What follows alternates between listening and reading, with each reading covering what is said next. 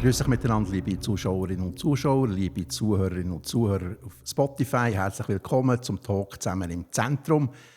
Heute mit dem Martin Candinas. Er ist Nationalrat der Mitte, aber er ist vor allem auch Präsident des Eidgenössischen Schützenfest. Das Schützenfest, das zwischen dem 5. Juni und 5. Juli in Chur, aber im ganzen Kanton Graubünden stattfindet. Ihr seid selber Rätoroman. Was heisst gut Schuss auf Rätoromanisch? Ich würde sagen, bien sieht, aber als Nicht-Schütz habe ich mich mit dieser Frage jetzt gar nicht so auseinandergesetzt. Bien sieht wäre wirklich wortwörtlich übersetzt, gut Schuss.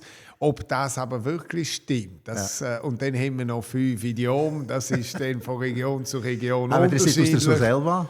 Genau, also ich würde jetzt das so sagen, aber Oberland, ja genau. Ich nehme jetzt die Pendenz mit, um das abzuklären, aber im Moment bin ich einfach mit organisatorischen Fragen beschäftigt gewesen. Und alles, was Schiessen anbelangt, habe ich von Anfang an gesagt, da müsst ihr nie Angst haben, werde ich mich nie einmischen und mitreden, weil ich schlichtweg keine Ahnung davon habe. Als Nicht-Schütz und keine Ahnung vom Schiessen, Präsident vom OKA, vom Eidgenössischen Schützenfest, das alle 5 Jahre stattfindet, hat man einfach den Nationalrat eingekauft mit seinen guten Drähten für Sponsoren zu holen? Oder was ist der Grund? Oder man kann auch sagen, interessanterweise in der Geschichte des Schweizerischen Schützenverbands, es sind 3 Präsidenten später Bundesrat geworden.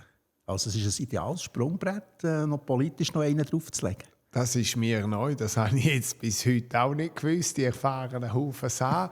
Aber beim Fest, ja, man hat mich gefragt. Und eigentlich müssen wir ja die entsprechenden Personen aus dem Schiesswesen von Graubünden entsprechend fragen, wieso sind sie zum Kandines gegangen. Ich habe auf alle Fälle gefunden, ein eidgenössisches Organisieren in Graubünden, in einem Tourismuskanton, das